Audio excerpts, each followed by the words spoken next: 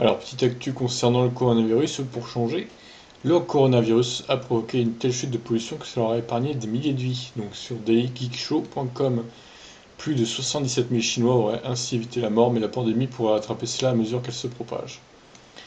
Le monde traverse une crise pandémique à cause du coronavirus. Néanmoins, celui-ci a des effets inattendus. En effet, selon les derniers résultats d'observation du satellite Copernicus de l'ESA, les mesures de confinement mises en place pour enrayer l'épidémie auraient permis la diminution de la pollution au dioxyde de carbone et dioxyde d'azote.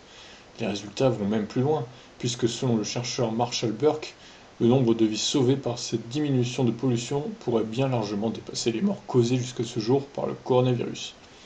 En février, des images satellites publiées par la NASA montraient une baisse spectaculaire des niveaux de pollution atmosphérique au-dessus de la Chine liée au ralentissement économique provoqué par le coronavirus.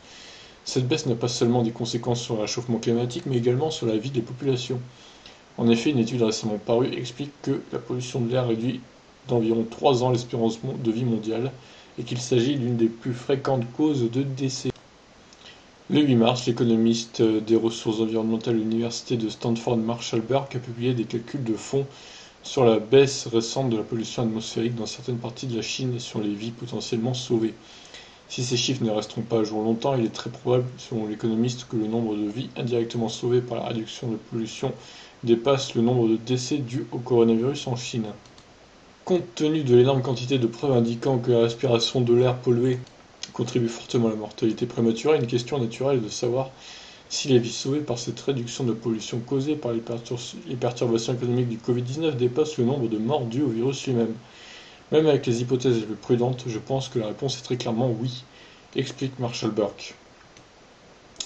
Alors là, on a des images du coup qui montrent un peu ce que c'était entre le 1er et le 20 janvier, et ce que c'est entre le 10 et le 25 février. Ouais, effectivement, la pollution a clairement diminué, là il n'y a quasiment plus rien, quoi. C'est impressionnant. L'économiste calcule que les 2 mois de réduction de la pollution ont probablement sauvé la vie de 4000 enfants de moins de 5 ans et de 73 000 adultes de plus de 70 ans, et ce rien qu'en Chine. Ces populations seraient mortes au cours des 2 mois de par la respiration des particules polluantes. Or, à l'heure actuelle, l'épidémie a causé 7 954 morts dans le monde. Ce bilan peut cependant encore changer puisque le coronavirus continue sa course mortelle dans le monde et rien ne peut remplacer les vies prises. Et également en Italie, donc baisse de la pollution globale. Bon après, je vais pas tout lire, hein, c'est un peu long du coup. Bon, la conclusion de tout ça, c'est que vu que tout le monde est confiné et que les usines s'arrêtent, au final, la pollution baisse vachement. Il y a aussi moins de voitures sur les routes. Du coup, il y a moins de NO2, de NOx, de CO2, etc. dans l'air. Et du coup, l'air est plus sain, tout simplement. C'est peut-être l'un des seuls avantages du coronavirus pour le coup. Le fait que tout le monde doit rester chez lui, du coup, personne ne prend sa voiture, les usines à l'arrêt, moins de pollution. Mais bon, évidemment, il y a les victimes du coronavirus. Ça, c'est pas drôle, forcément.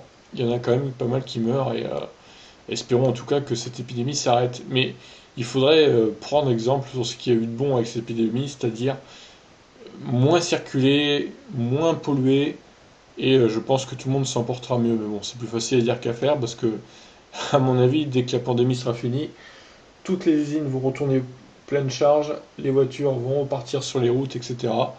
Tout le monde va s'en donner à cœur joie. Et au final, on repartira comme avant la pandémie, c'est-à-dire comme ce qui se passait en 2019 avec les pics de pollution, etc. Mais bon, il faudrait bien que l'humanité tire des leçons de tout ça quand même. On verra bien. Sur ce, je vous laisse réagir. Ciao.